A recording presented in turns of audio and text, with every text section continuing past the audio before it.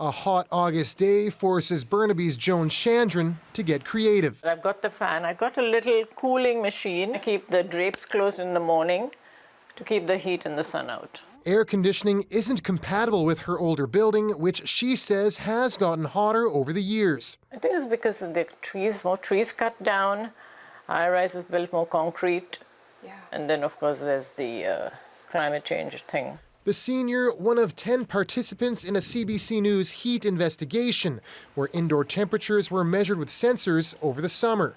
Chandran's home got as hot as 32 degrees. For more than half of the days measured, the temperature never dropped below 26, a temperature widely considered to be dangerous when endured for extended periods of time.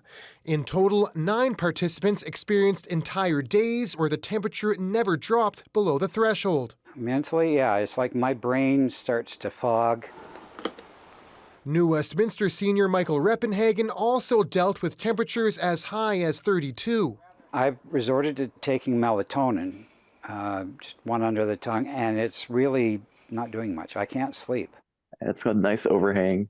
Participant Frey McRae moved away from this relatively new Westminster building over the summer, the heat playing a big role in his decision to leave. It makes me question why that building was built without air conditioning built into it. I don't know if it was just a purpose of having it cheaply made, but it wasn't an old building. The BC Coroner's Service says it's investigating at least 3 heat-related deaths this summer, a drop in the bucket when compared to the 2021 heat dome where more than 600 people died. Still, officials say BC can expect similar heat events in the future, and as our data suggests, many homes are still ill-equipped to handle the heat. And we had one of the highest rates of people dying in the heat dome. In New Westminster, city staff are looking at bylaws for maximum temperatures in rental suites. It doesn't mean that every unit has to have an air conditioner.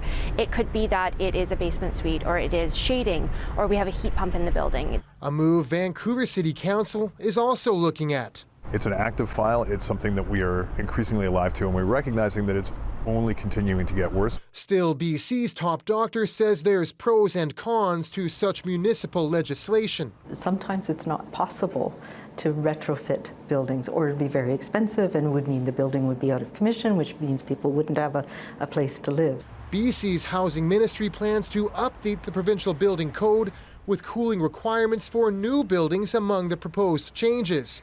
Meanwhile, BC's health minister stands by the recent air conditioner program, said to deliver 8,000 units over 3 years to those in need. I think the number of total requests is around 4,000 so far. So we've made real progress there.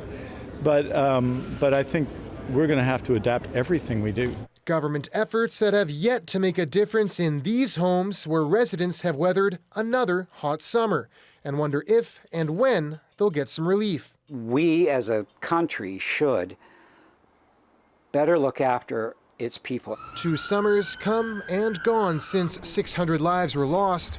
A change in season, the only reprieve for many of BC's most vulnerable. John Hernandez, CBC News, Vancouver.